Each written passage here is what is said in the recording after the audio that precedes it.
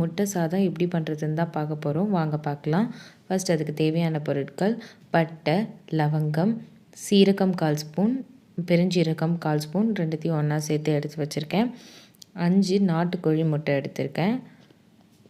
4 பெரிய வெங்காயம் பொடி பொடியாக கட் பண்ணி எடுத்து வச்சுருக்கேன். 1 தக்காளி, 1 கைப்பிடி புதினா, கொத்தமல்லி 2 சேர்த்து எடுத்து வச்சுருக்கேன். சால்ட், உப்பு, எண்ணெய், சாதம் வடித்து எடுத்து வச்சுருக்கேன்.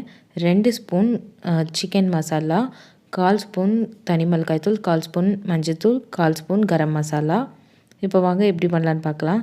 ஃபர்ஸ்ட் இந்த மாதிரி ஒரு வானல் எடுத்துக்கோங்க. வானலில் 4 ஸ்பூன் எண்ணெய் ஊற்றிக்கோங்க. எண்ணெய் நல்லா சூடான பிறகு இதில் பட்டை, லவங்கம், சீரகம், பெருஞ்சீரகம் எடுத்து வச்சுருந்தோம் இல்லையா, அது எல்லாத்தையும் இதில் ஆட் பண்ணிக்கோங்க. இதெல்லாம் நல்லா புரிஞ்ச பிறகு இதில் நம்ம எடுத்து வச்சுக்க வெங்காயத்தை ஆட் பண்ணிவிட்டு இதை நல்லா வதக்கி விடுங்க. வெங்காயம் வதங்கிறதுக்கு தேவையான அளவு உப்பு போட்டு நல்லா வெங்காயத்தை வதக்கி விடலாம். கண்ணாடி பதம் வர ஸ்டேஜுக்கு வெங்காயம் வந்தால் போதும். ப்ரௌன் கலரில் ஆகணும்னு அவசியம் இல்லை. இந்த அளவுக்கு வெங்காயம் வதங்கின பிறகு நம்ம எடுத்து வச்சுருக்க மசாலாவெல்லாம் ஆட் பண்ணிவிட்டு இதை நல்லா வதக்கி விடுங்க.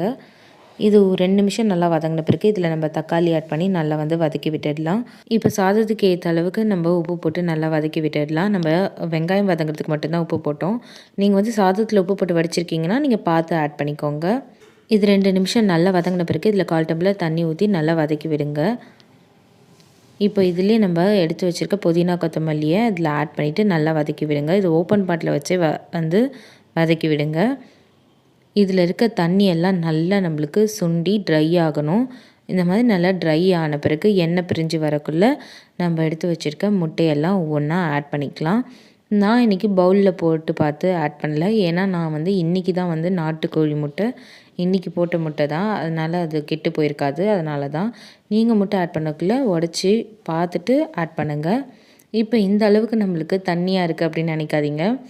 3லேருந்து 4 நிமிஷம் இதை நல்லா வானல்லே வச்சு வதக்கி விடுங்க. நம்மளுக்கு இந்த மாதிரி உதிரி உதிரியாக கிடைக்கும். நம்மளுக்கு இந்த அளவுக்கு ட்ரை ஆகிற வரைக்கும் நீங்கள் அடுப்பை லோ ஃப்ளேம்லேயே வச்சு நல்லா வதக்கி விட்டுட்டே இருங்க. இப்போ நம்மளுக்கு முட்டை சாதத்துக்கு மசாலா ரெடி ஆகிடுச்சு. இப்போ நம்ம சாதத்தை போட்டு கொஞ்சம் கொஞ்சமாக கிளறி வைக்கலாம். ஒரேடியாக சாதம் போட்டு பரட்டக்குள்ளே நம்மளுக்கு அளவு தெரியாது.